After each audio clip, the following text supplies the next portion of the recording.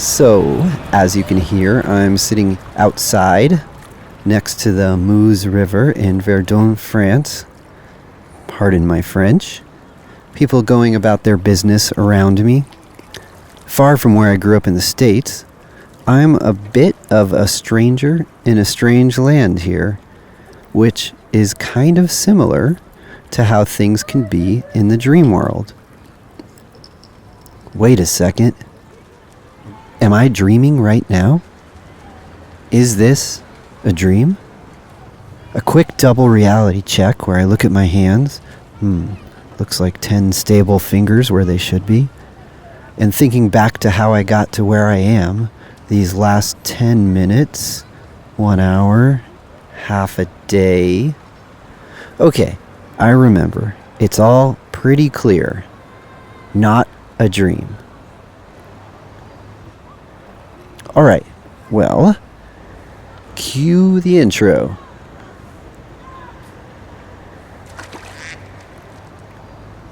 Yeah, okay, there's no one standing by a control panel here. I've just always wanted to say that. This is really happening! Is this a dream? It really makes you wonder, where do they come from? Where is this space? Being lucid in itself is a superpower to me. It's just magic.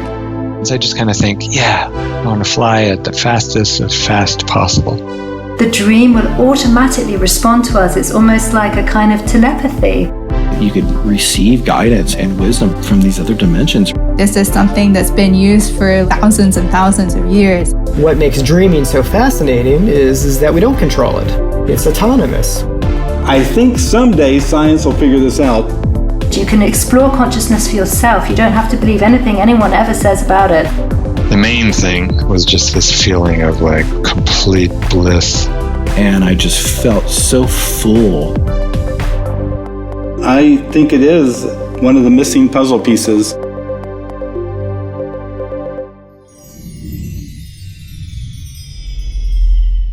What's up, dreamers? Welcome to Is This a Dream? A lucid dreaming podcast. I am your host, Adam Cotton, and this is episode 3. A little housekeeping up front. You can find the show notes for this episode and others at isthisadreampodcast.com. And you can also follow us at facebook.com/isthisadreampodcast and at isthisadream_ on Instagram. So here's the deal. I'm going to let you in on my plan for the maiden voyage of this podcast. I'm putting out around 7 episodes for this first run, and then probably letting it float for a bit at that point. It takes a pretty hefty amount of time and effort to produce each of these, and as of now, I am a one-man team doing this for the love of it, aka there are no sponsors. You can do the math there. Maybe someday, if it strikes a chord with enough folks, I can make it my full-time job and keep it going. I'm game for that. But in the meantime, let me know if you are enjoying the podcast and want to hear more. There's a contact link on the website, isthisadreampodcast.com. I'd love to hear from you. There is also a button there to donate via PayPal if you like. Or another way you can energize the cause is by leaving a review on whatever app you're listening with, which will help other like-minded people to find it. Or just listen and enjoy. That's totally fine too. I'm excited for you to hear this episode. Small footnote, it was recorded pre-pandemic, so you won't hear any discussion of that. My guest today is my good pal and highly skilled lucid dreamer, Nicky Alice, the Mirror Artist, or just Alice to his friends. Hailing from Orange County, California, Alice is a prolific artist that specializes in using mirrors for canvases and 3D sculptures. His most recent project, The Portal, is a giant kaleidoscopic interactive installation which is currently touring festivals around the country. In addition to the creative work, Alice has spent some time in the music industry, working with System of a Down and doing some tour managing. He has recently embarked on a nonprofit project called Camino del Corazon that is bringing free acupuncture to Latin America. Alice has also studied dream psychology and spent 5 years leading a monthly dream group in Southern California. In fact, that's how we met. I showed up at his group some years back, which at the time was experimenting with and discussing lucid dreaming. Alice is also part of an outlaw crew of psychedelic cave explorers, which is a conversation for another time, but yes, it's what it sounds like, and whatever you're imagining, it's probably about 10 times crazier. And I'll just leave it at that for now. You can check out Alice's work and interact with him and his various projects online at nickyalice.com, that's Nicky with a Y, and on Instagram at Nicky Alice, at Project Portal Official, and at HeartPath INC. In this episode, we have a wide-ranging conversation touching on a variety of topics including dream figures and the ethics of interacting with them, dream stabilization, the relationship between dreaming and psychedelic experiences, angels and guides in lucid dreams, sleep paralysis, dream dictionaries, dream control, wake-induced lucid dreams, and philosophizing about the dreaming space as some sort of matrix of consciousness, among other things. I edited the conversation in some places for time. I hope you enjoy it as much as I did. Alice. Yeah. How you doing? I'm good. How are you? I'm doing well. Thank you for having me. I've been looking forward to getting on here with you for quite a while now. Oh man, I've been looking forward to this too. Yeah, I know you talked about it for quite some time, and when you first brought it up, I thought it was such a great idea because I've spent a lot of time, listening to podcasts, and it's really hard to find one on dreaming, let alone lucid dreaming. And I think it's just a great idea. Well, thanks, man. And the listeners should know that you've been helping me along the way with this idea, giving me feedback and listening, little chunks of cheering me on and stuff. So yeah, absolutely.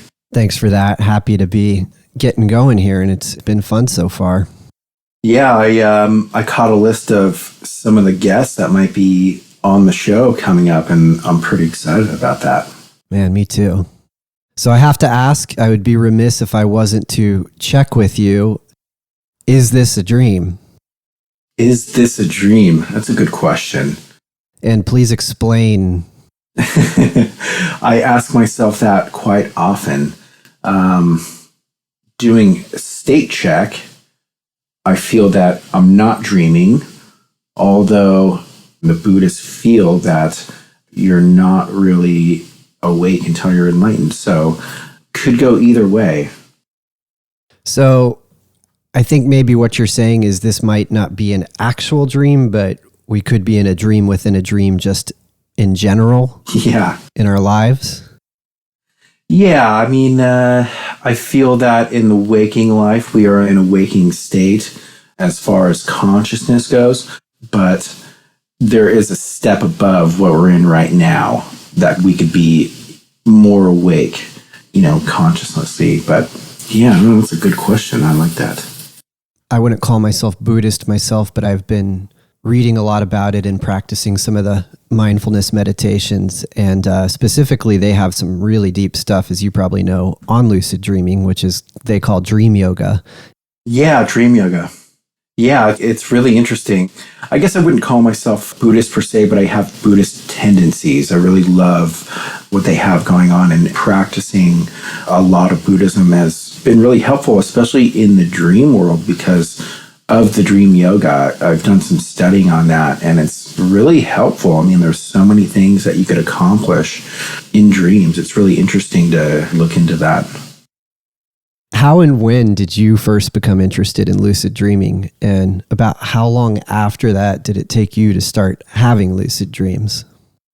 Well, I recall having my first lucid dream when I was about 5 years old. I remember my mom coming into the room when I was young, and I think I was having, bad dreams or something along those lines. And my mom said that you could control your dreams. And she told me just to think of whatever I want to dream about before I go to bed.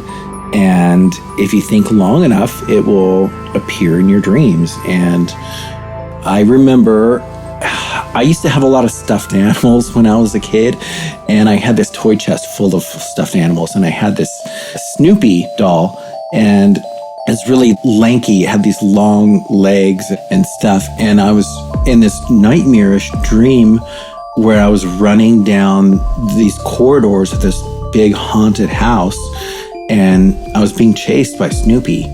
And it kind of came to me that, okay, this is a dream. My mom said I could control my dreams. And she told me that I can never get hurt in a dream as well. And the dream was very uncomfortable, so I decided to take a headfirst dive down a flight of stairs. And as soon as I was going to hit the bottom of the stairs, I woke up. And that was kind of my first experience of being able to, be somewhat lucid and control my dreams. So after that, I had more and more dreams where I was aware that I was dreaming. And, I was a kid, so I didn't really know what to do with that. And it wasn't until later in my teenage years where I would play around with that and, start having fantasies and adventures and all that, with the lucid dreams. But talking with a lot of my peers when I was that age, I felt like I was the only one that was able to control their dreams because nobody else was really able to get to that state. So I felt very grateful to have that ability. What age was that when you were actually talking to people and figured out that this was not normal in our culture? I was in probably high school. So maybe age 12 to 15, 16. And that's when I really realized that there's not a lot of lucid dreamers out there that are, at least as prolific as you and I are. For you, around that time, you were consistently, like say, on a monthly basis, having some kind of lucid dreams? Yeah, I'd say monthly to say the least. It was more like weekly. Mm-hmm. And as I got a little bit older, I've been writing my dreams down. I've been keeping my dream journals since I was 19 or 20. I'm 39 now, so it's been about 20 years. And every once in a while, I'll look back to see what I was dreaming about, 10 or 20 years ago. And it's really interesting. I started experimenting with these lucid dreams when I was about 20 and trying to communicate with the different dream characters. And I thought it was just so interesting, the outcome of that. It was pretty crazy. Yeah, we've talked about this at length, communicating with dream characters. There's some just endlessly fascinating things going on there in that world. And I know we are both a fan of the author Robert Wagner, who I'm going to have on the show as well. He talks in depth, maybe more than anybody that I've found.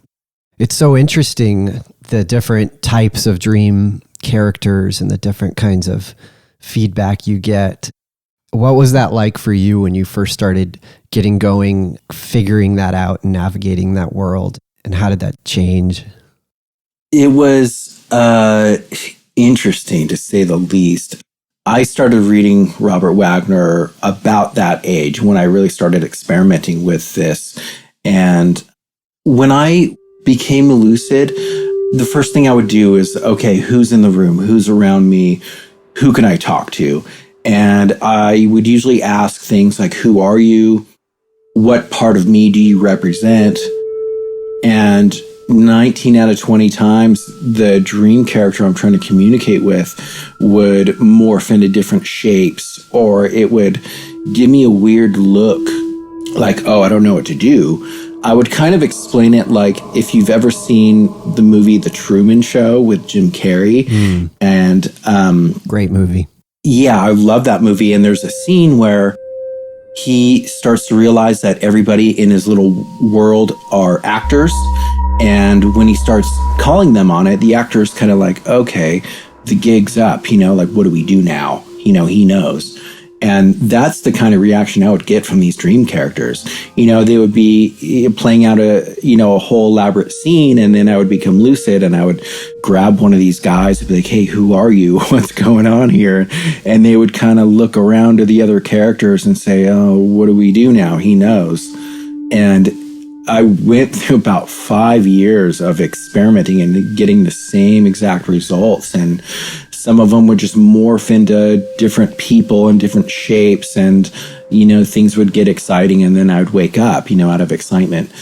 And it wasn't until later, until maybe my mid-20s or so, where I could really get a hold of the lucidity and, I could control it more, and I would kind of like ask better questions. I kind of gave up after that. And there was a point where instead of just grabbing the nearest dream character, I would ask who is willing to talk. And that was a game changer. I felt like 90% of the dream characters in there were just kind of like subconscious mind matter that were just like gears in this machine. And if you take a gear out, the whole machine of the dream kind of gets disrupted. So if you could talk to somebody that is willing to talk to you by asking them permission, then you could actually sit down and have a conversation. And that was a big step in the right direction of lucid dreaming. Yeah, that's a game changer when you figure out that there's a variety of things going on in these worlds, and there does seem to be some kind of rules. And yeah, I think a lot of dreamers come to the realization that although there are plenty of unique things to the dream world, obviously, there are also some things that are kind of similar to the waking world. Like, for starters, if you're like at an outdoor cafe and there's a bunch of people around you in a dream, most of those dream figures aren't really that interested in talking to you. Yeah. And it's hard for us to say, but some of them may be our own sort of subconscious creations, like you were saying. And then other ones just seem to be completely disinterested. Yeah. To the point of like, just like real life, if you walk up to a table of dream figures at a cafe that are having their own conversation and you're like, hey, welcome to my dream, they'll just look at you like, who the fuck are you? What are you doing? Yeah. And like, what kind of nerve do you have to just come interrupt our conversation like that? And just the exact same reaction you would get in everyday life if you did that type of thing, you get from these dream figures. Yeah, it's easy to kind of get excited because, it's your dream. So you kind of think that you're in charge and you get excited going into this cafe. It's like, hey man, I'm dreaming. Like, let's party. Let's figure this out, and a majority of the people are just like, yeah, fuck you, man. I'm just trying to have some coffee with my dream friend here, and it almost kind of, you stumble back and it kind of puts you in your place. You're in a whole new world. And, and although you're lucid, it's your dream, but you don't really have 100% control over some of these things. It's really interesting. I love experimenting with these different dream characters. And, I'll tell you a story about that. When I first met you, you came to my dream circle and we started talking about things that you could do in lucid dreaming. And you gave me some commands to try. And I've tried some commands before. One of my favorites is More Lucidity Now. And that's really helpful if you're kind of losing your lucidity a little bit. It's easy to lose it, up or down, to get too excited. You have too much, you could wake up. Or if you don't have enough lucidity, you kind of go back in your subconscious dream. So there's that window that you really need to be in order to be functional. And More Lucidity Now is one of my favorite commands. And that's the first command that I use when I go into a lucid dream and I really want to do some work. And you taught me the command thought forms disappear. And I got to tell you, that blew my mind. And the first couple of times I tried that, when I used that command, thought forms disappear, I almost felt like when the words are coming out of my mouth, like I was casting a spell or saying a secret word, I felt like almost like I wasn't allowed to use it, like it's a gift. And when I used that command, thought forms disappear, lo and behold, all of the thought forms disappeared. And, you think about what a dream is, and dream is basically all of your thought forms. So when you tell them to disappear, you're left with things that you did not create in your subconscious mind. And that's when things really get interesting and adventurous. And that's when you could I feel you could connect with other entities, other forms of consciousness. And man, I've had some really far out dreams after using that command. I'll tell you my favorite one, and I know you've heard this, but I was in a backyard and there was like a barbecue or a party going on. And I looked up at the sky, and I'll tell you, the sky has been probably one of my dream signs. I feel like the sky has given me lucidity in so many dreams, and it's not self-induced. It's, I'll be somewhere, maybe I'll walk outside, and as soon as I look at the sky, it gives me lucidity. And so I became lucid, and I'm in this backyard, and the first thing I did is I used the command more lucidity now to get everything crystal clear. And once I was full lucid and I'm ready to go, I sat down to do some meditation. And if you've ever done meditation in a lucid dream, it is outstanding. It's a trip. And it's such a trip, man. And I really would like some of the listeners to try that. If they haven't, try going into a lucid dream and doing some breathing exercises and sit down and do some meditation. It's really insightful. It's amazing. So in the dream, I sat down to do the meditation, and all the dream characters in the backyard, there was about 15 or 20 of them. They all kind of came towards me, like they had this interest, and they're really drawn towards me, and it was really distracting. And I have full lucidity, and I was a little bothered by the fact that they weren't respecting me. And so I kind of stood up. That didn't work. And I was like, okay, I'm going to talk to one of these dream characters. And as soon as I thought that, I feel like the more time that went by in this dream, the more people would kind of come and gather. So I had about 20 people that were trying to talk to me, and it was really overwhelming. And so I used the command, thought forms disappear.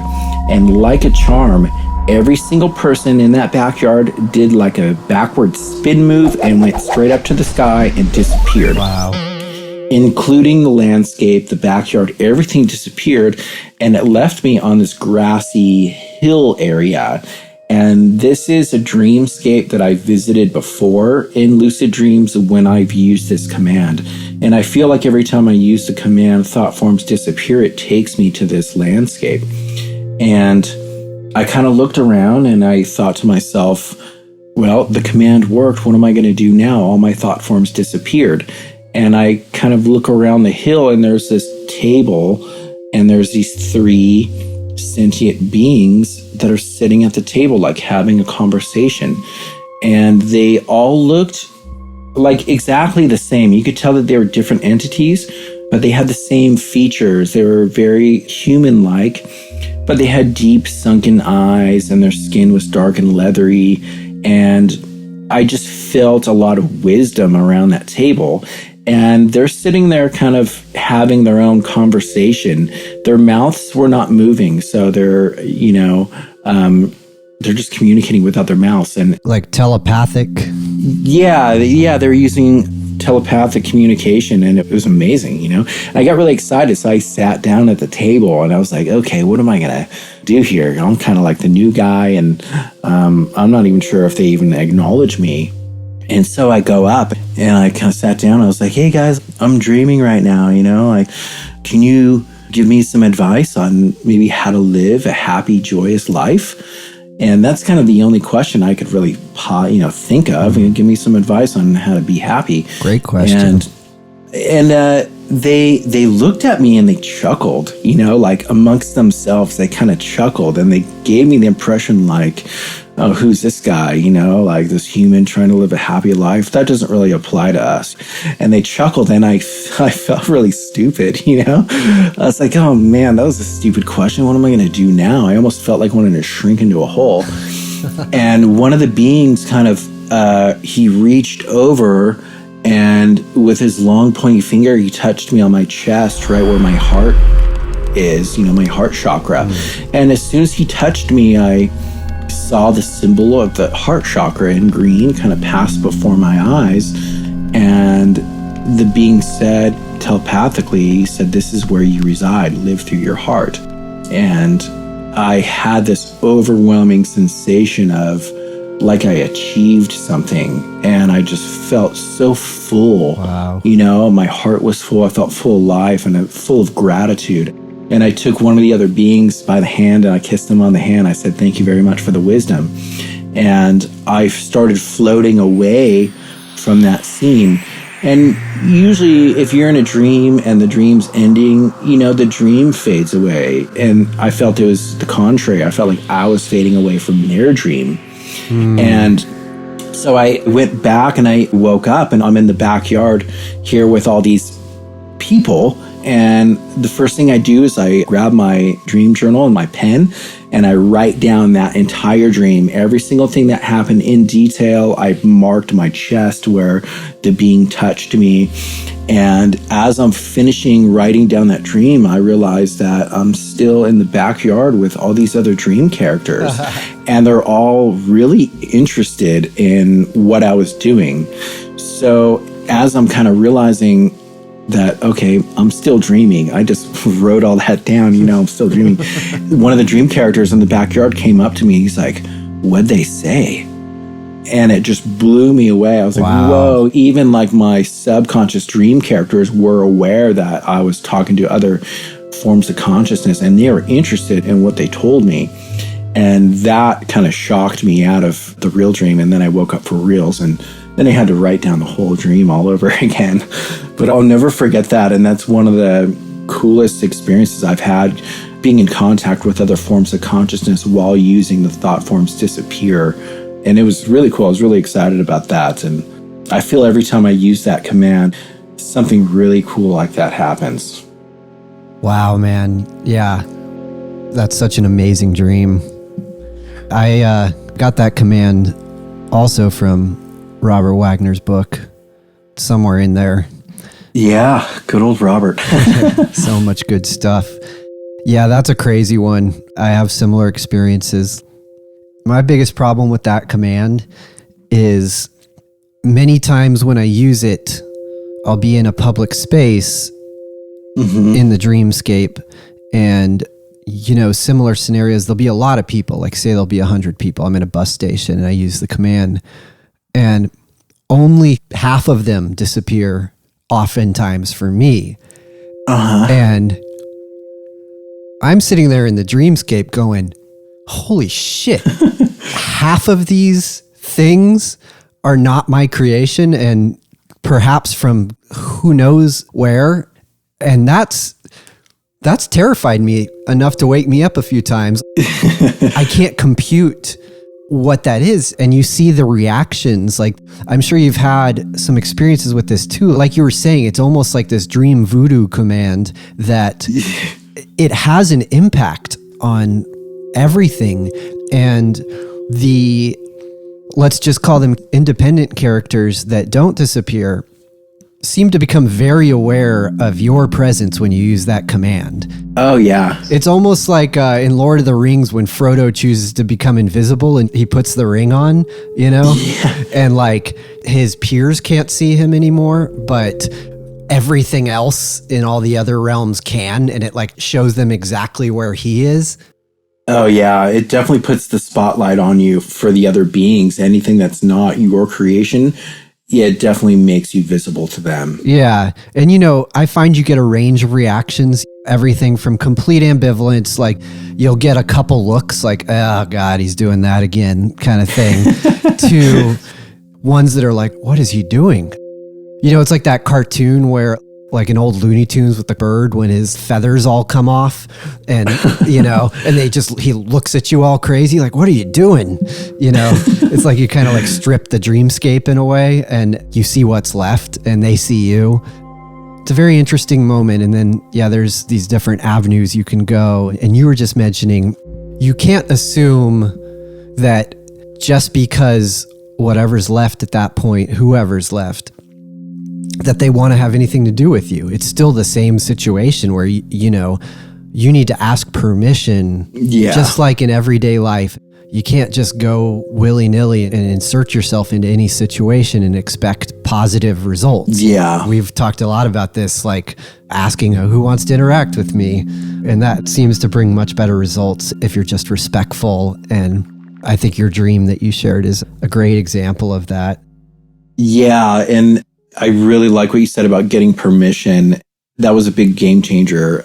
I had a dream where I used the thought forms disappear command, and there was a few people around, but the first guy didn't really seem interested in talking to me, and I was really confused. I was like, oh man, this is my dream and you're here. Why don't you want to talk to me? And it just wasn't really a pleasant interaction. And so at that point I said, is anybody here want to talk to me? And I looked behind me and there was somebody that was like, I'll talk to you. So I kind of turned around and I think I asked him who he was or what his name was. And I looked behind him and I saw somebody else had lined up ready to talk to me. And as I'm talking to the first guy, more people lined up and there was a line that was formed of people that were willing to talk to me. Wow. And it was super cool. It's all about getting permission. And I believe at that point in the dream, I had lost my lucidity. I got really excited at all these people that wanted to talk to me at that point. But it's really a challenge to stay within that window of lucidity and then kind of remember what questions you want to ask, or there's a lot going on at that point. It's hard to stay stable. Yeah. Easy to lose stability, easy to lose lucidity. Yeah. You were like a celebrity, though. That's so cool. All these dream figures were like, I want to talk to this guy. Yeah. And it wasn't like people had something to say. I think they were just ready to have questions presented to them. They were just looked like really nice individual beings that were, willing to communicate. So right now I'm working on my lucidity stability so I could kind of move forward. And I always have, a small list of questions that you kind of want to ask, but it's hard to bring those questions into that situation sometimes. It's a little exciting. Yeah.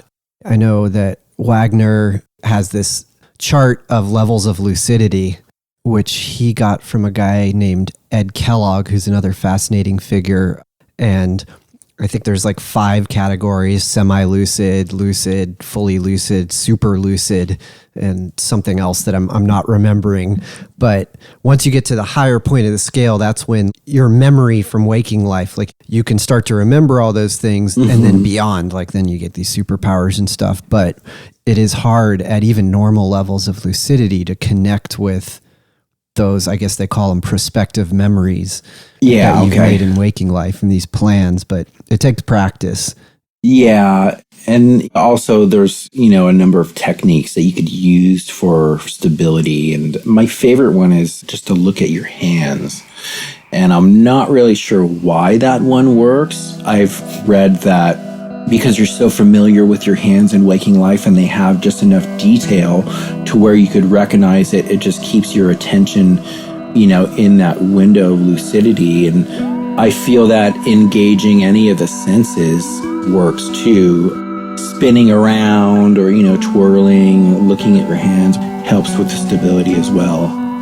Yeah, the hands, that's the old Carlos Castaneda technique right there. Okay, yeah, that sounds familiar. That's been my favorite. That's worked for me quite a bit. I've had a lot of really long, drawn-out lucid dreams because of my hands. Yeah, I use that one too. I think that's a very good grounding one for anybody to use. It comes from in the Castaneda books when he asked Don Juan, the sorcerer, why my hands? He said, well, it could be anything, but they're always there. So... and it can be very grounding to return to your hands. And then they say you shouldn't stare at anything for too long in the dreamscape, or that can cause the dream to kind of collapse on itself. Yeah, that makes sense. And then I think that also goes along with your sight, keeping that moving. Yeah. I think my hands are also one of my favorites. When I first started lucid dreaming, I was looking for different triggers that I could use. And what I used to do when I was practicing in my 20s is I would write out on paper, "Are you dreaming?" And I would put it all over my apartment. I would print out "Are you dreaming?" in reverse, and I'd put it behind my bathroom mirror. So every time I went into the bathroom and washed my hands, I would look in the mirror, and behind me, I would ask myself if I'm dreaming. So asking myself if I'm dreaming throughout the day, naturally it would kind of spill into my dream life. And that was probably the biggest thing that I could have done to enhance my lucid dreaming. And I even went so far as to write "Am I Dreaming" on my thumbs. I got it tattooed on my thumbs. So if you put my thumbs together, it asks myself if I'm dreaming. And it actually kind of worked the opposite. I felt, because I look at my thumbs all the time during the day, that, I would always ask myself if I'm dreaming by reading that. But it kind of worked the opposite in my dreams. If I would look at my hands, my tattoo would not be there. And then that was my trigger. Interesting. Yeah, it was, it works in mysterious ways, but, I have a lot of tattoos, especially all over my hands. If I'm in my dream and I'm working with my hands and I realize my tattoos aren't there, now, that's my trigger. That's so cool. I love the idea of putting the backwards "Are you dreaming?" behind your mirror. That's brilliant. Yeah, that was a big help. I used to do the same thing. I used to have those signs everywhere. But yeah, the backwards one, that's innovation. And it's appropriate in your case because you do art with mirrors that you connect with your dreams. Yeah, that's right. I've been working with mirrors in my art for about 10 years now. And coincidentally, I think I used the backwards writing before I even started working with mirrors. But I've been attracted to mirrors for a long time. I think they're a really interesting medium to work with. I have a question. Have you ever looked at yourself in a mirror in a lucid dream? I think I've done it before, but I'm not sure if I can remember anything specific. But I want to say that it's bizarre. It's like if you're like on psychedelics in some kind of headspace like that, it's a very strange thing to do. And yeah, I'm very curious about your experiences because I know that's been influential for you. And by the way, people, this guy is amazing with mirror art. He's got just incredible stuff. It's a lot of sacred geometry and iconic figures, and it's very cool. I think it's mostly up at your website, nickyalice.com. Am I correct? Yeah, that's right. And then my Instagram is my name as well, Nicky Alice. Yeah, I've been using a lot of geometry in my work. And speaking of psychedelics, I did about a 9-month period of microdosing with LSD. And during my experiences with that, I saw a lot of patterns emerge, not just in nature, but throughout the day and everything, and in my dreams. So I started using a lot of geometry into my work, and I feel very at home when doing that. But you mentioned, when you're kind of like in a psychedelic state of mind and you look at yourself in the mirror, it's really interesting. And sometimes I wouldn't recommend it, depending, it kind of like, it's kind of like, the never-ending story when Atreyu looks in the mirror, when he kind of like needs to pass through the... Yeah. It's kind of like that. It's kind of like your true self emerges. You know? Don't do it as a beginner. That shouldn't be your first idea of things to do. That's advanced, definitely. Yeah. I had an out-of-body experience when I was 25. I read a book, Journeys Out of the Body. I think it was Robert Monroe. And there's a technique that he teaches on how to have an out-of-body experience. And my first time doing it is where you roll out of your body. And I was kind of in my room. I was taking a nap. I was completely sober. And it was during the day. And I used the technique and I left my body and I was within the room. But I had like 360-degree vision. And as I was kind of tripping out on this situation, an image of myself was there before me. And it was just kind of looking at me. And I feel like it was kind of the same image as I see when I look in the mirror in the lucid dream. And it had my features, but it was just a little different. It was almost like it was in front of my shadow self, like it had all the aspects of maybe myself that didn't develop during my years on this planet. But it was really interesting. That's so cool, man. Yeah. We're going to take a real quick break here. Mm-hmm. We'll be right back. I'm going to do a little segment. You ready for this? Ready.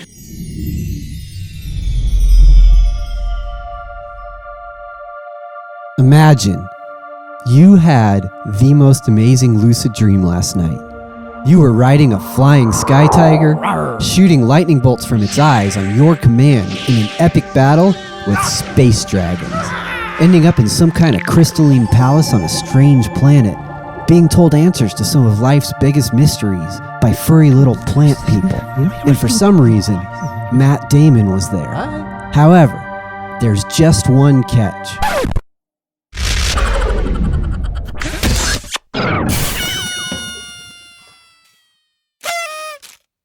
You don't remember any of this, because your dream recall sucks.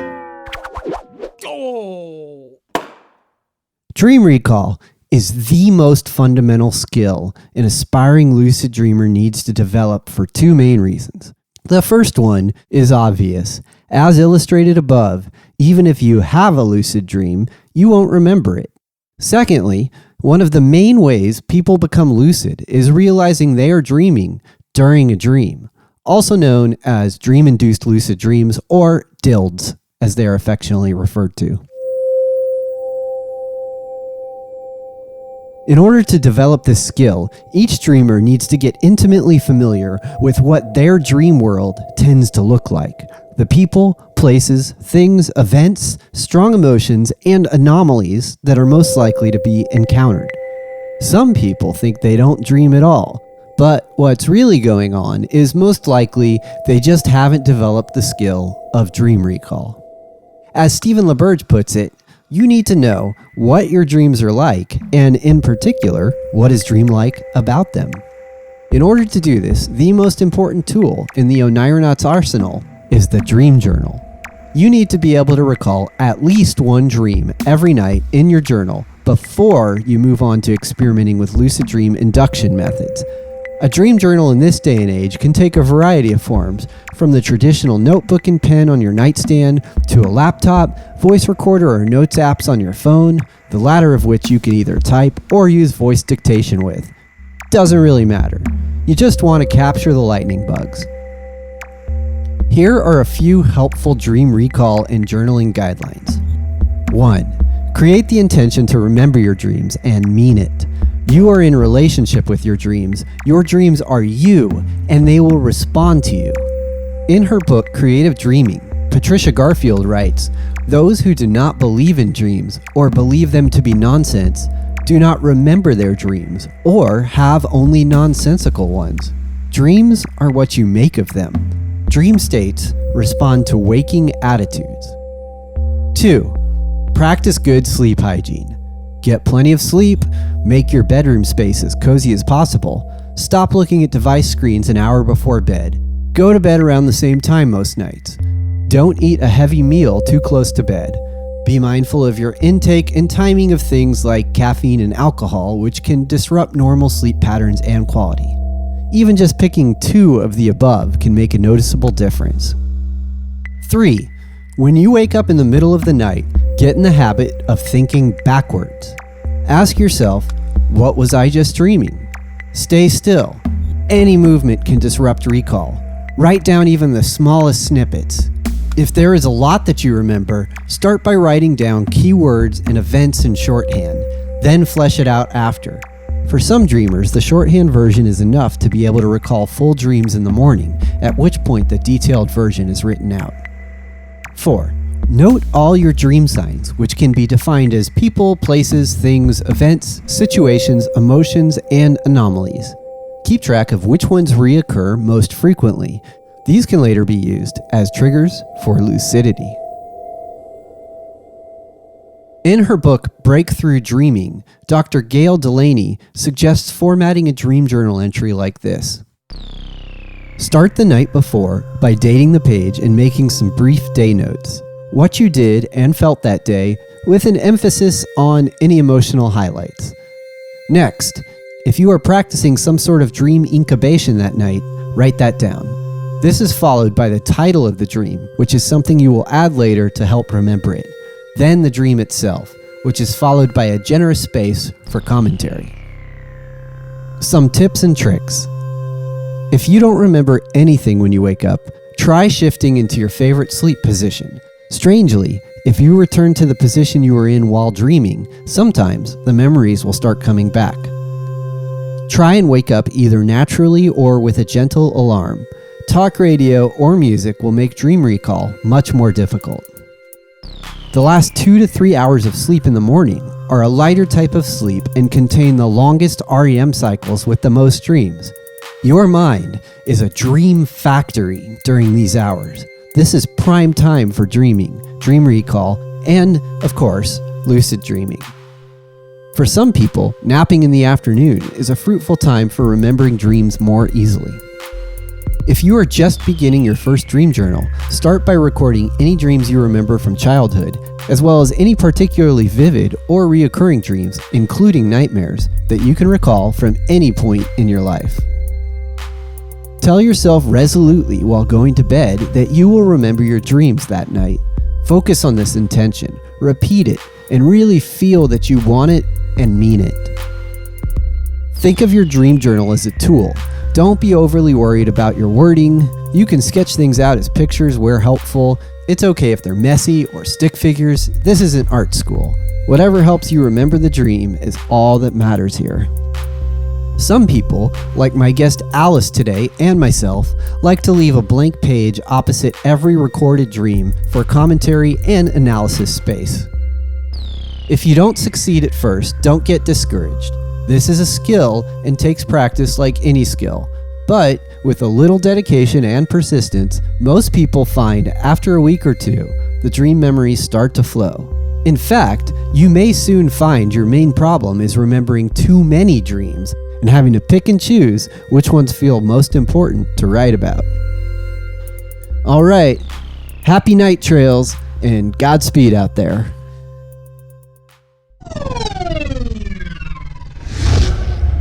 And we're back. All right. We didn't really go anywhere. No, we were right here. Man, there's so many things you've mentioned that are good roads to go down here. The astral body stuff and the relationship of that to lucid dreaming is really interesting. And I think that also connects backwards to the stuff we were talking about with the dream figures and when you do the thought forms disappear commands and the dreamscape transforms. And, you know, these are unexplored worlds and the science isn't quite there to explain what's going on yet. So, you know, we can only speculate and philosophize about it really. But physics does recognize that there's, I think they say 12 dimensions now, and there's a lot of theories about multiple universes and parallel realities, or perhaps just the dimensions themselves are on top of each other like onions, which is one of the theories that makes a lot of sense to me from both lucid dreaming and some deeper psychedelic experiences. It's almost like that stuff is always there, all around you, and it's just part of the job of our brain, you know, for survival as humans. If the saber-toothed tiger's coming at you, you don't want to be seeing 11 other dimensions and not knowing where that tiger is, you know, so it's like a part of our brain shuts all of that stuff off. But when you're dreaming or when you take psychedelic drugs, it's like these things open back up and you're like, oh, and there's this strange sort of familiar thing about it that's hard to put your finger on. Like, oh, I kind of know that stuff is there. I've seen it before, but you can't quite always explain it. It's just very interesting. Like the astral stuff, they say you could go places in the real world, but as a disembodied self. But in the dreamscape, you have similar experiences from a sensory standpoint. And then there's also reoccurring dreamscapes, like you said, this grassy place on a hill that you kind of come back to. Yeah. A lot of people report that kind of stuff. And it's like, what is that? What are these dreamscapes? Where are these independent characters coming from? Yeah. Is it possible that, now we're getting like a little Art Bell here, but is it possible that we're just visitors to these other dimensions that sort of open up, and maybe the dream space is sort of a shared world? And, you know, when you're using these thought forms commands like we've been doing, you know, if you really think about what's going on and if there's validity to it, which it sure damn well feels like there is when you're there. Yeah. When you're in any situation and you can use that command and there's still some entities left, it makes you think like, where did they come from? Yeah, where am I? What if this isn't all in our head like we've been told in our culture? Like, what if on any given night, in any given dream, your dream space is somewhat shared, and there are other entities and energies that are there a part of it. I completely agree, and I'm glad you brought that up. I feel that I love science. I'm kind of a nerd, but science, it only gets answers based on the questions it's asked. And there's a lot of questions it can't really ask about these other dimensions and these shared spaces. I feel that a dream is basically a platform where you could communicate directly with your subconscious self. And that's what I kind of aimed at when I was talking to my dream characters. I'm like, these are figments of my subconscious. If I could talk directly to them, figure out that language, then I could communicate directly with my self-conscious. But when I started talking to these other entities, these other forms of consciousness, like those three beings and the other people that form the line to talk to me, those are obviously not my creation. So they have to reside somewhere. And I do believe that when you go into the dream world, that it overlaps with these other dimensions, if you want to call it that. But there's definitely these other platforms, these other spaces where I feel that these forms of consciousness reside. And going to a lucid dream and even going beyond to the astral, I think that's a great platform in order to explore these different forms of consciousness that are out there. We live in this three-dimensional world, so we could only see three dimensions when we're in it. But when we, for instance, take psilocybin, it changes your carbon vibration, down to the atom. And I think that's why you're able to receive information from beyond. And a lot of these visions, I think they're given from these other areas. And I mean, me, I love experimenting with psychedelics. And I feel like when I do go on these journeys, there's a lot of similarities, and it's kind of proof that there is something out there that you could communicate with and get knowledge from, receive wisdom. I went to Peru last year and I did an ayahuasca ceremony, and man, it changed my life for the better. And I got a lot of guidance from the spirit world. And I feel that you can commune with these other spirits while you're either under guidance with a shaman, and taking the psychedelics, or, you could even do it in your sleep, in your dreams, if you're proficient enough. But I love experimenting with all these different things and kind of seeing what kind of wisdom you could gain from these other creatures out there. When I approached those beings, that's why I kind of asked for some wisdom. And I feel like if your heart is true and it's in the right place, that you could receive guidance and wisdom from these other dimensions, really.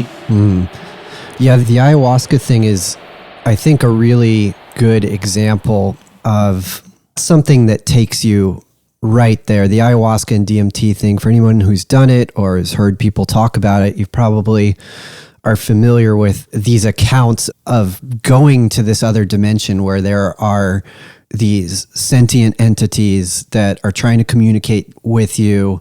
And although it can vary a lot what it looks like and sounds like and all those things, there's a strange consistency to the place that you go and the intelligences that are there.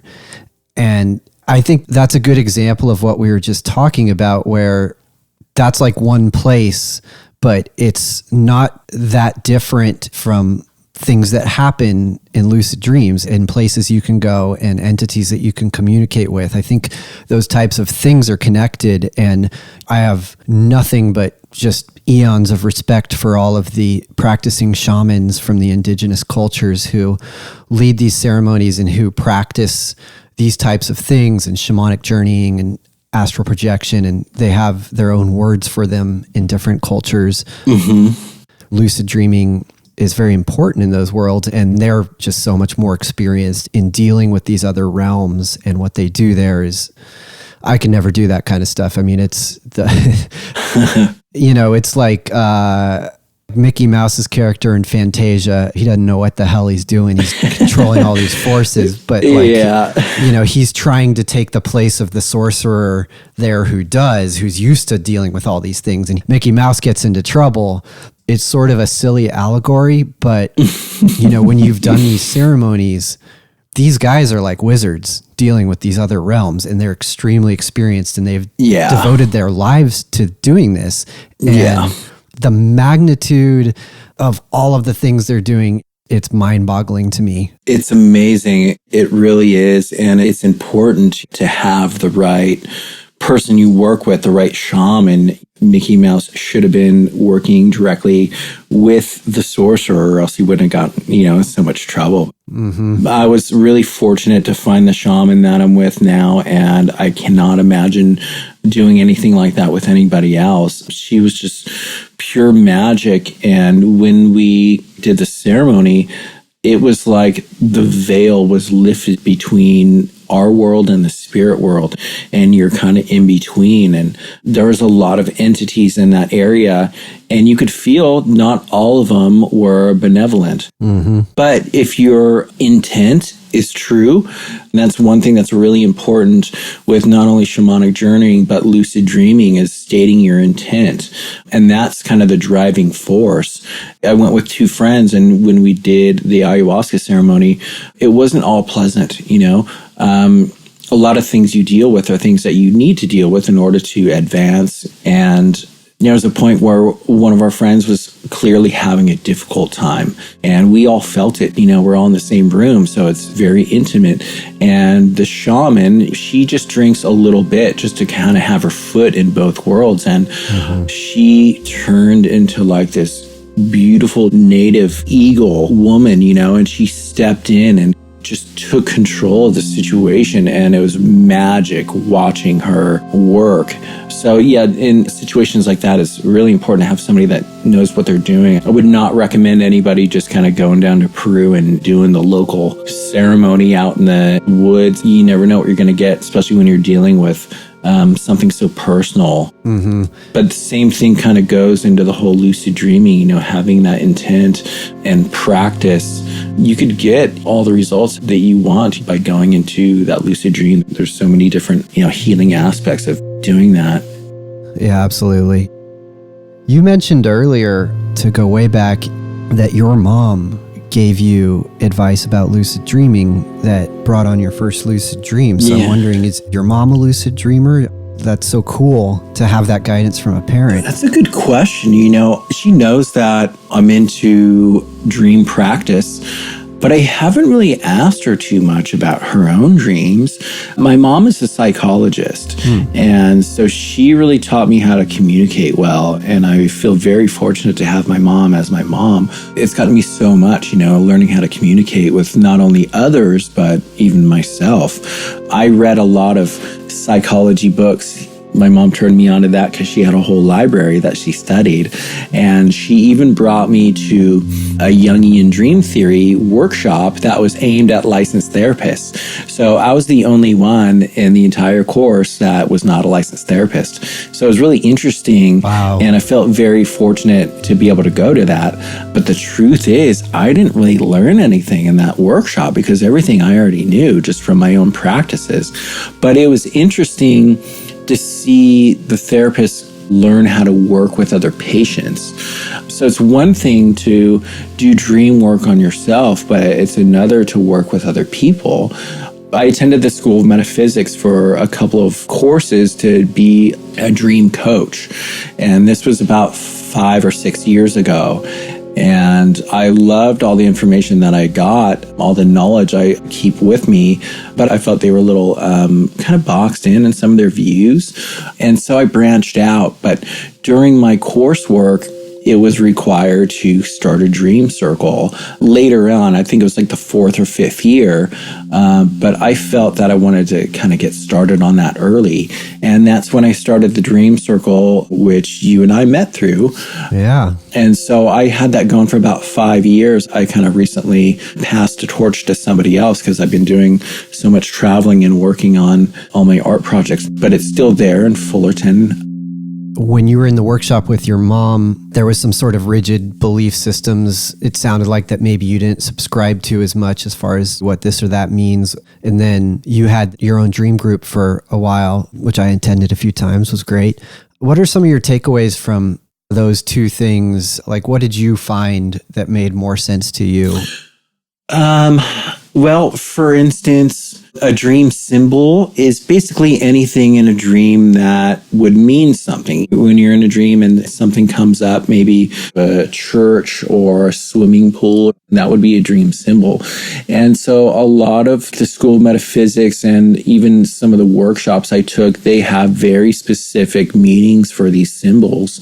And that's kind of when I veered off and I told myself, it's not what it means to everybody. You know, everybody has like a certain complex of what that might mean to you. You know, if somebody dreams of a swimming pool, it might mean one thing, but if somebody else dreams it, it could mean something completely different based on their past experiences of a swimming pool.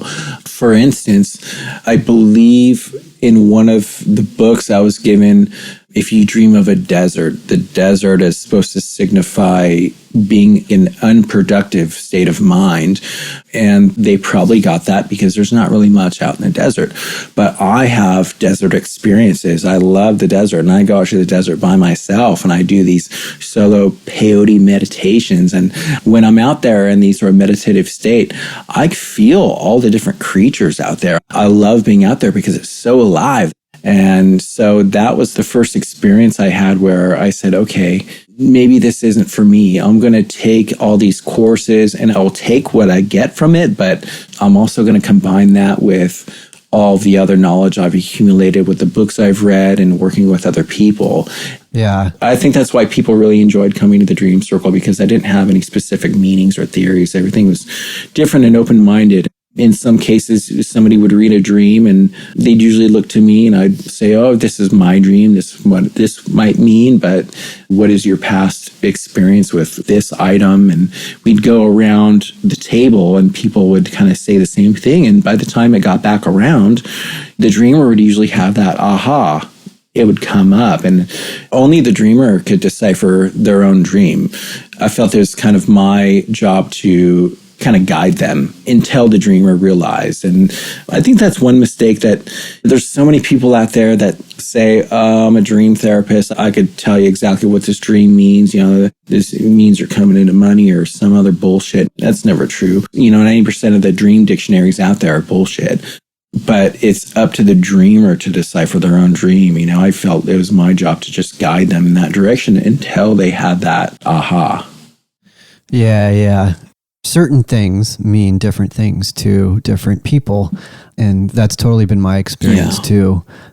Yeah, dream dictionaries can be a good starting point. Like there's certain maybe universal things, like water's a good example. Usually that's something emotional and the state of the waters, like if the waters are troubled, if there's tidal waves, if it's like a muddy flood or just clear waters. Generally, like there's some things that are pretty more on the universal side. But even those can have quirks that are different to different people. But then, like, I think a good example, snakes, for instance. Most humans are naturally afraid of snakes. You know, we were primates. They would come and eat our babies in the trees or whatever.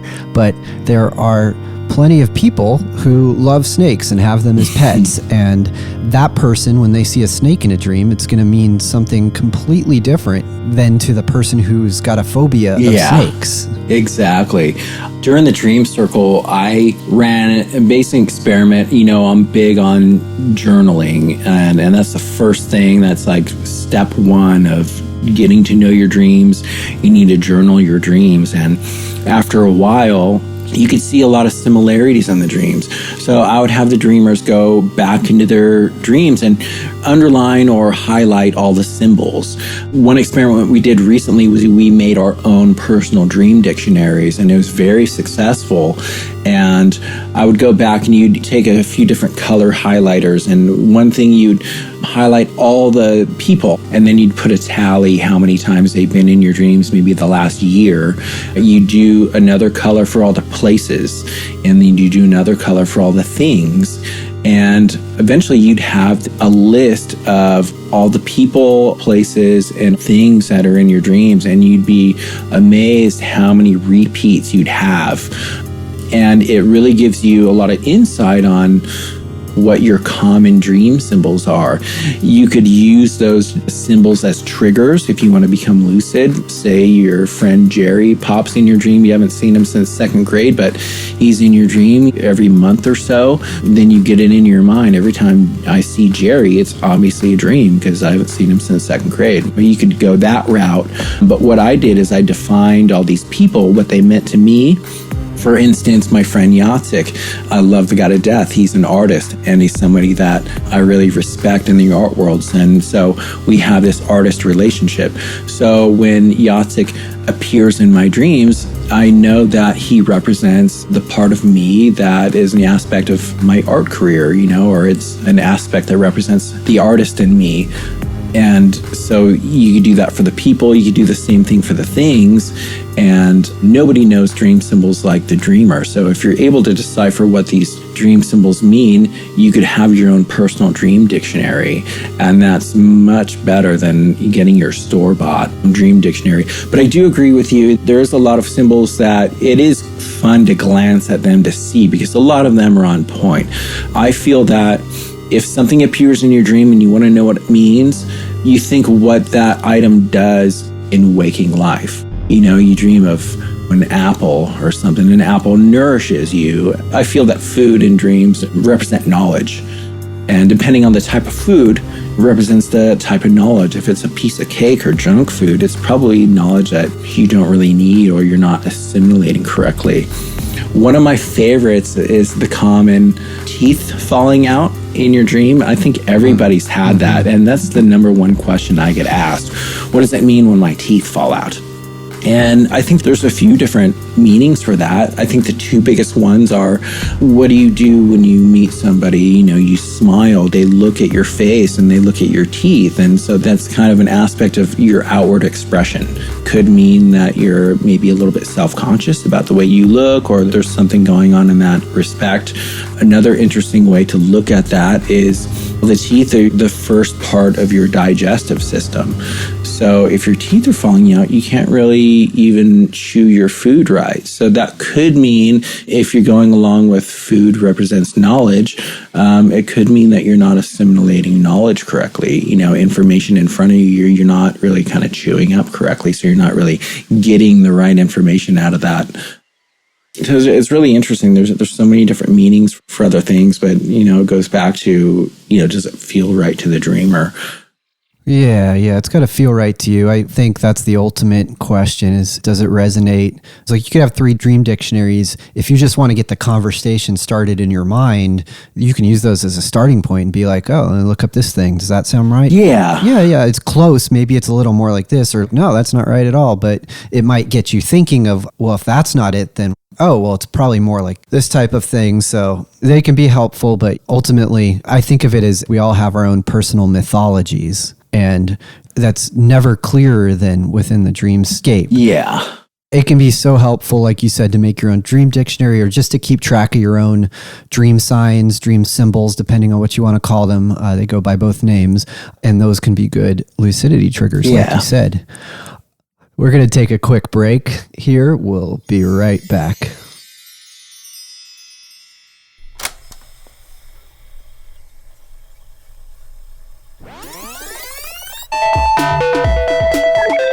Do you sometimes feel sad? Is your dog barking and just won't shut up? Are there times where you think to yourself, man, I just want a waffle? Well, friends, me too. Now, I don't know if lucid dreaming will help with all of these things, but you know what? Maybe 2 out of 3. And if you ask me, I'll take those odds any day. Is This a Dream? The Lucid Dreaming podcast you can count on always to make sense at least some of the time. Find us on the web at isthisdreampodcast.com or anywhere you find those quality podcasts.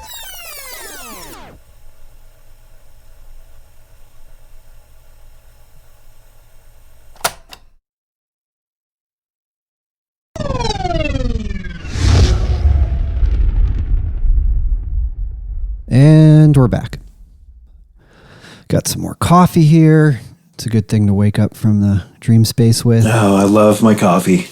Do you have a favorite kind of coffee? Every time I travel, I get the local coffee, and I always take some home with me. Right now, I had my coffee from Colombia. So I just went to Colombia a couple of weeks ago, and that's ranked up there. I think my favorite is the stuff I got from Guatemala and Brazil. Brazil has some amazing coffee. So I'm pretty spoiled when it comes to coffee. I have my freezer full of yummy coffee from all over the planet. That's awesome, man. Yeah, I'm totally a coffee snob myself as well. Lately, my favorite has been Counterculture Coffee. Big fan of that roastery. Shout out for future sponsorship opportunities out there. They're not giving me money yet, but I wouldn't turn that or free coffee down. So, hit me up. I love it. Okay, now that I've done a shameless plug for sponsorship, you were talking about your dream journaling, and I know we've spent some time in your circles and I've seen your journals, but for our listeners out there, since you're so meticulous and organized with this, could you tell the audience a little bit about your system, how you transcribe your dreams, how you make notes? I know you kind of have a double page organization thing in your journals and, any other indexing, archiving ways you can just, like you said, find dreams from when you were 19, if you feel like it, kind of techniques. Yeah. When it comes to journals, I think that's the most important part of any kind of dream work. You got to know what you're working with. As you know, as soon as you wake up, you start losing all the information that you had in the dream. So it's important to kind of sit there before you can even open your eyes or move, if that's possible. Be still. Be still and just let the information flow. Let that dream come through to the waking life. Putting the pen to the paper, it's like channeling the dream. So in the beginning stages of journaling, it's really difficult to have the dream recall. So it's a constant practice. Writing the dream down, that's the most important thing, is getting as much detail as possible. And it's not just the facts, the things that have happened in the dream. It's writing the feelings, colors, sensations. It's not just about the things that have happened, but how you feel about the things that have happened. So it's important to write those down. When you go into the journal the night before, writing down the date of the next morning, that's letting your subconscious know that you would like to remember your dreams. I like to write my dreams down on the left page, so I could come back, underline the symbols and the people and the important aspects of it. And on the right side of the page, you could kind of decipher the message or write down notes. If you're going through any kind of maybe stresses or anxiety, or maybe going through a breakup, or if there's any kind of events that's going on in your life, I think it's a good idea to kind of jot that down on top of the dream. So if you do need to come back to it maybe a year later or something, it almost kind of makes sense that you know what kind of state of mind that you're in. I'd say the best thing that really happened to my dream journaling was getting a pilot's pen. If you're not familiar with a pilot's pen, when you click it, it's got a little light right where the ink comes out. That way you're not reaching over to switch on a lamp or get your flashlight out, too many things while you're trying to recall this information that's fresh on your mind. So the pilot's pen is the best thing that ever happened to my dream recall. And that's something you could get on Amazon for like 10 or 15 bucks. And that was extremely helpful. You're not waking up, a partner or anything like that. And you could take that with you everywhere you go. I actually have 2 dream journals. I have my stationary one by my bed, and then I have a travel journal. And so I have a pilot's pen with both of those. Yeah. I love the pilot pen idea. I got that from you. You can even get super geeky and get the ones with red lights on them, so it doesn't wake you up too much. Yeah, And it's definitely important to do it right away. You know, how many times have you woken up from a dream and been like, oh man, that was crazy. I'll write that down, you know, in the morning when I get some more sleep. And 90% of it's gone by that time. Oh, yeah. And so it is important to have that commitment to get up at 2, 3 a.m. and get your pilot's pen out and just scribble it down, you know. That commitment to write it down right away is a big hurdle, and you can't be lazy about it. You know, you got to be committed. Yeah, yeah. You mentioned about writing the dates at night before you go to bed. Do you have any other nighttime practices leading up to sleep that help you with the lucid dreaming? Say it's a night that you're deciding to do some intentional lucid dreaming. What would that ideally look like for you? So intention is key. I found that just like a 5 or 10 minute meditation on your intentions, something that you want to accomplish in your dream, has been the biggest help. In the dream circle, we did a lot of experiments. My favorite was the dream incubation experiment. And dream incubation is basically creating whatever you want into the dream. And that was actually probably the funnest experiment that we did in the dream circle. But it was then where I got the idea to have these dreamers that are practicing incubation to go into a lucid dream and relinquish conscious will and maybe have a message given to them. So I came up with what we call the blank paper experiment. And that's when you incubate a blank piece of paper in your lucid dream and you wait for your subconscious to write something on it. And it was fucking crazy. The things that were written on these papers in the dreams were unreal. It was a little harder for the dreamers to kind of get to this level, so we only had a few people that were able to do it. But for instance, somebody had a name written on it, and she woke up and wrote the name down and Googled it, and it was the name of a gastroenterologist. And although this doctor was in New York, she found it very interesting. Later that day, she gets a call from an old friend of hers, completely random, and throughout the conversation, she mentioned that she had some intestinal issues and she's looking for a gastroenterologist. And although the doctor that was written down in the dream was in New York, you know, across the country, it was crazy, the connection there.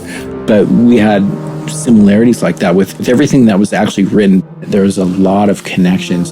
Incredibly interesting to go into a lucid dream and tell your subconscious, what do you want me to see? I feel that most people that go into lucid dreams try and accomplish something specific. And although that's totally cool, in order to just kind of relinquish all your conscious will to what your subconscious wants to show you, I think that opens up a door that not a lot of people even know is there. Yeah. I've heard another version of that is just using a phrase like, tell me what I need to know or show me what I need to know. I'm so glad you highlighted that because I think that is something that gets lost in translation. And sometimes that's the simplest thing you can do. You know, you can get some really powerful feedback that way. Yeah, I think you just shortcutted it. There you go. Speaking of shortcuts, there's another great one that another Robert Wagner nugget that I got out of his newer book recently that I haven't even told you about this yet.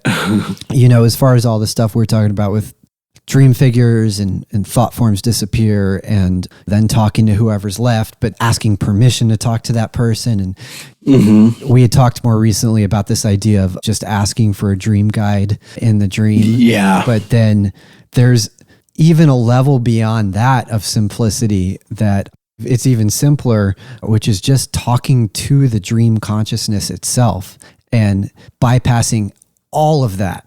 You don't have to go through any of those steps. You can literally just say, show me what I need to know right now. There you go. That's an easy way to do it. You know, something that simple. And, you know, if you want to address the, say, dream awareness or however you want to say it, I like the term higher power dream awareness personally. But, you know, whatever makes sense to you, but just so the dream knows you're addressing it and just watch what happens at that point. I love it.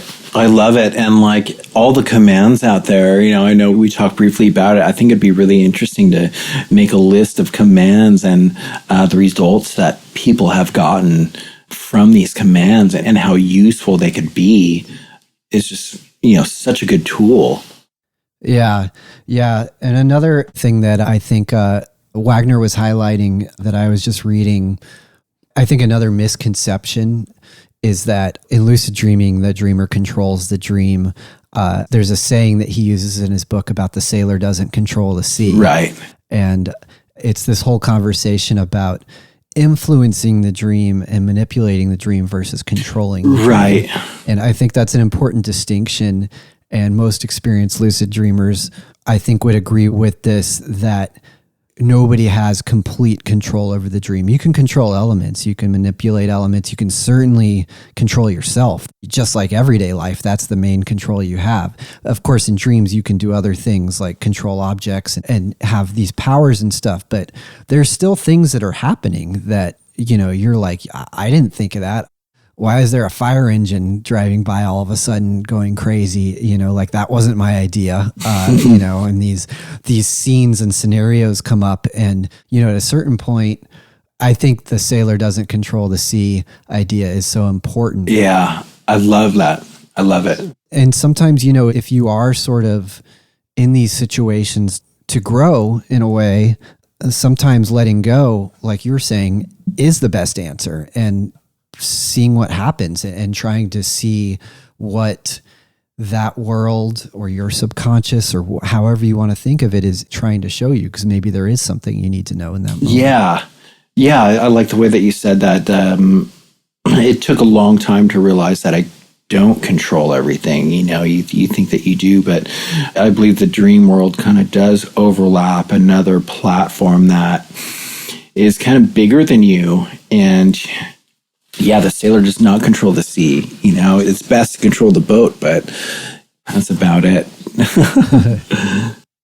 What is your favorite dream-inspired work of art? Could be a song, movie, show, book, painting. Ooh, that's a good question. There's so many out there. Waking Life is one of my favorite movies. Oh, I love that movie. I love everything about that. If the audience has not seen Waking Life, go see it. Find it. You got to see that.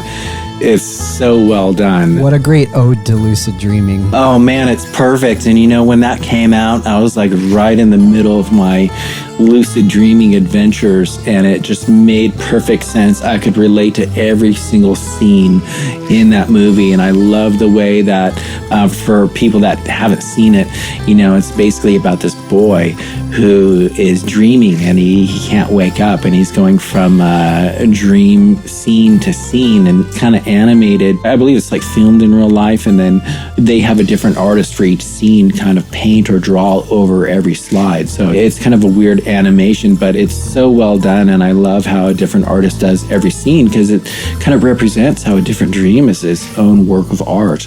I would say that one's also amazing in the realism of how they animate how dreams look like, the way everything's sort of fluctuating in that one. And that animation, I think whereas something like Inception is a great sort of sci-fi ode to lucid dreaming, Waking Life's a great, like, this is almost what it's really like, looks like visually ode to lucid dreaming. You almost got to pinch yourself while you're watching that to make sure you're awake. Totally.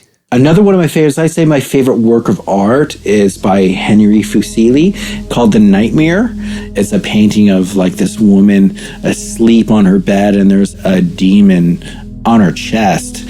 And it's based on, like a nightmare or sleep paralysis. It's a really great representation of what sleep paralysis feels like. And if anybody has suffered from sleep paralysis, my heart goes out to you, because it's a really crazy experience. I used to get sleep paralysis quite a bit, and when I kind of realized what it really was, I believe sleep paralysis is kind of when you're kind of stuck in between levels of consciousness, in between sleep and awake, where you're physical body is asleep, but you are mentally awake, and you kind of have paralysis of your body. So you can't move. Your body's asleep, but you're awake. And it's kind of a very fear-building scenario, and it's usually accompanied by nightmare-like hallucinations of somebody in the room, a demon in the room, or somebody pressing down on your chest. And I used to get that quite a bit until I did research and kind of realized what it really was. And when I realized that it was just a phase of consciousness that you're not quite aware of, when I was suffering from that, I had somebody tell me that I'm not transitioning smooth enough between the levels of consciousness. And I practiced meditation before bed, and that really helped. I also know a lot of medications kind of play havoc on going through those levels of consciousness as well. But Henry Fuseli painted a great rendition of that, and so that's one of my favorites. I'll put a link to those things in our show notes. Sleep paralysis is very interesting. First of all, totally normal thing that everybody experiences every night. It's your body protecting itself. So if you're running or fighting in a lucid dream, for instance, or in any kind of dream, you're not going to punch your spouse or, hurt yourself in the night. That's what our body does to protect itself. So it's completely normal. Also, it's a gateway that lucid dreamers use, basically become friends with that state. And you can use sleep paralysis as a way to induce lucid dreams, which is a perfect segue that I just made to my next question, which is what is your preferred method of lucid dream induction, and how long did it take you to become good at it, Mr. Alice? Well, that's a good question, because there's so many different techniques out there, and I've basically used them all, but my favorite is just setting the intention to have a lucid dream, and the dream just kind of wakes me up. I don't really have any specific triggers. I've mentioned the tattoo on my hands. That was like my original lucid trigger. But I feel that when the time is right, the sky in my dream always wakes me up into lucidity. So as far as specific techniques, I have used the paralysis technique. Once I realized that there's really nothing to fear and you get a hold of your breath, that is a great way to go into a lucid dream or even astral travel. When you fall asleep, you have two parts of you that falls asleep. You have your physical body and then your mental body, and it's usually right at the same time. But sometimes you have that very, very small window where your body falls asleep and you're still quite awake. You could go right into a lucid dream from that. I would say that's my favorite. And that would be a wake-induced lucid dream, a wild. What are your lucid dreaming goals look like now? What's most interesting to you? It's a good question. Just with my conversations with you and talking about the different commands, I think my present goal right now is to call upon a dream guide. And that's something that you've mentioned with some success on your end. And I got a lot of interest in that. So my intent these days is to become lucid and call upon a dream guide. I don't really have any specific questions, but it would be nice to kind of meet somebody that maybe I could call upon from time to time and have it be the same character. Yeah. I think that would be really useful. I love these commands. The commands have been coming to light, only the past few years, and using them with success. Yeah. So the dream guide command is something I'm really interested in getting to know. Yeah, the commands can be really helpful, especially when you become lucid. And like you said, using the more lucidity now, or more clarity, more grounding, more stability, all that stuff can really help when you're first getting going to kind of stabilize the dream. And then, you can take it to the advanced level of asking for dream guides and other things. Yeah, I've had guidance in the past. If I need some guidance in my waking life, I used to call upon a guide in the form of an angel. And every single time I get an angel that visits me in the dream. Wow. And it's not an angel form, like you see in scriptures, and but they come in human form. But the way that they present their angelness to me is that they open up a third eye right in between the three. It's not like above in the forehead. It's right in between the two existing eyes. And I have dozens of dreams where they have come, and when they open up a third eye, it lets me know that I'm not alone. And there's not a lot of dialogue after that. For instance, one of my favorite dreams, and while we were talking about dream-inspired works of art, I did this mirror art based on this dream I had, and I was traveling with my brother at the time. We were in Costa Rica, and I remember we're staying at this hostel, Santa Elena, and we had a conversation about dreams. And so that night I went into a dream, and I was at the house I grew up in, which about 50% of my dreams all take place in this neighborhood. Mm-hmm. But I was in the garage, and I walked outside, and the sky gave me lucidity. There was this man that was walking up the driveway towards the garage, and as soon as I became lucid, I realized that I need to go approach this person. And I went up to him, and I was just like, I'm dreaming right now, this is crazy.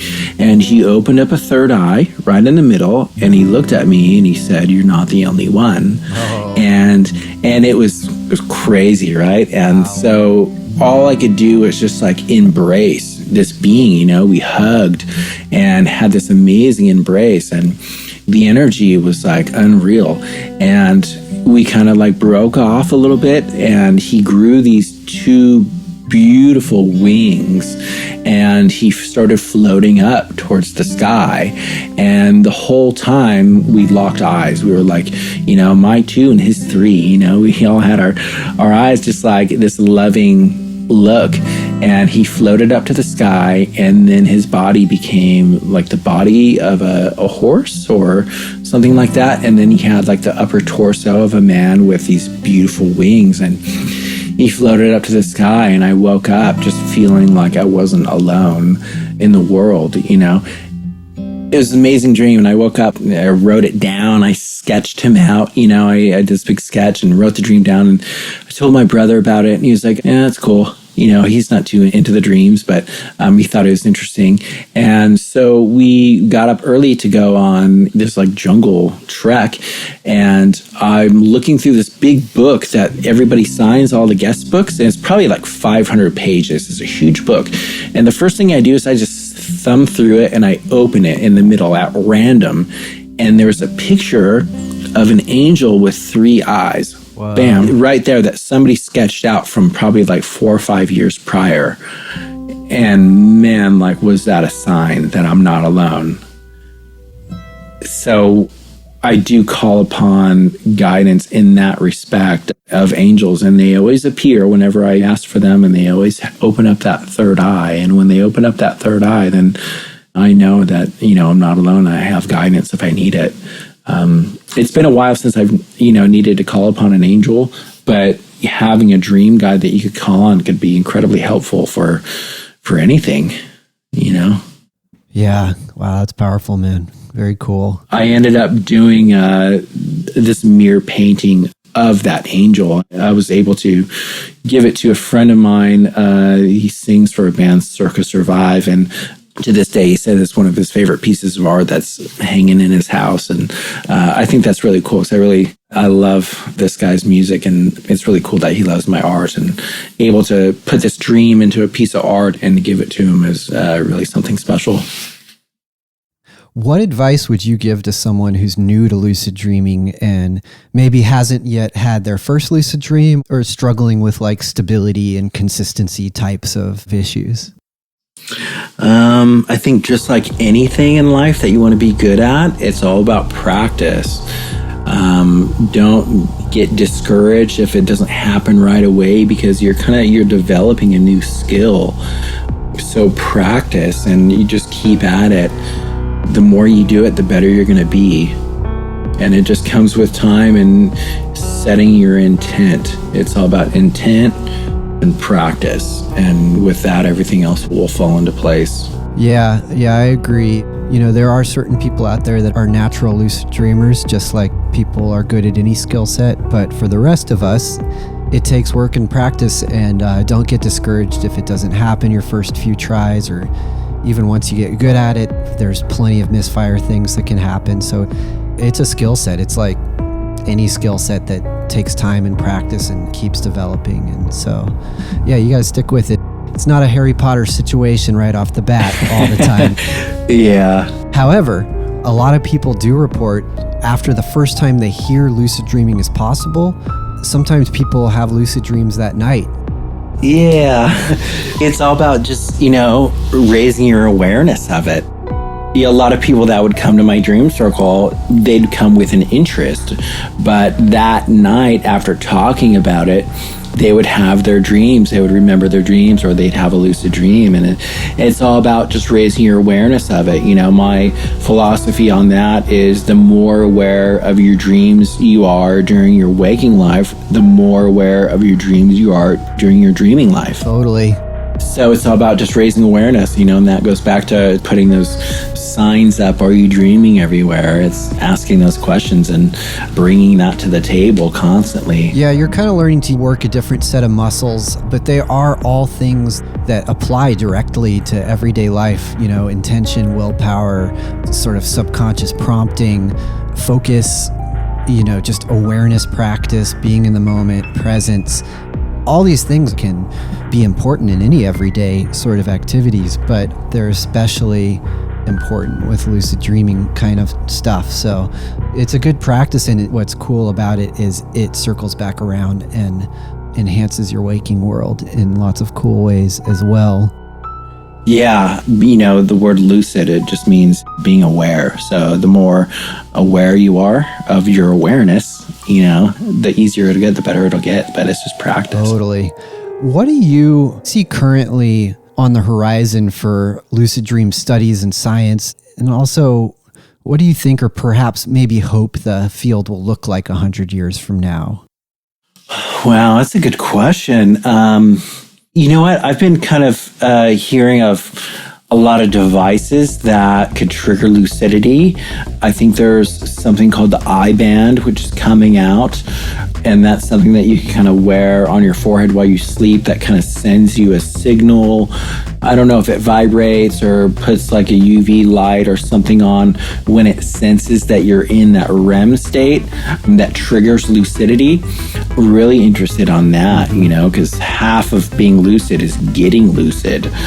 So I think that's something that's going to be coming up, in the future of dreaming, is being able to trigger your lucidity by device. Yeah. There's a bunch of different people trying to come up with a good working version out there right now. I think we've mentioned this earlier, but just to double down on it, where can people find you online, see your art, buy it, interact with you? Where are the best places? Probably the best place right now is I post a lot of my art and my daily activities on my Instagram, which is my name, Nicky Alice, Nicky, Alice. Although I go by Alice if you're a friend. And also my website, nickyalice.com. I have all of my art. And I also have, for people that are interested, I wrote a blog on my microdosing experience that is on my website. If you go to nickyalice.com, you click on blog, it requires a password. The password is Lucy, all lowercase. And for those interested, it's a really great outtake on my experiences, my 9 months of microdosing LSD. And I go into my dreams as well and how they were affected in that. So basically, you just search me, Nicky Alice, Mirror Artist. All my stuff will come up. Awesome. Yeah, that's a good read. I recommend checking that out. Well, I've loved this conversation. This is great. I hope we can continue this at some point. Is there anything else that you'd like to share or add that maybe we didn't talk about before we wrap this up? Man, we covered a lot of grounds. I loved everything that we talked about. My conversation with you is always, top shelf. If you want to have me back, I'd love to, especially after you get some of these prestigious interviewees. I'd love to, but yeah, I think we're all good. Yeah, we'll definitely continue this at some point. Thanks so much, Alice, for coming on the podcast. This has really been a pleasure. Yeah, thank you so much for having me. Coming up. When you're lucidly aware and you ignore the dream figures and you just shout out, "Hey dream, show me something important for me to see." And suddenly the entire lucid dream changes. With lucid dreaming author, Robert Wagner.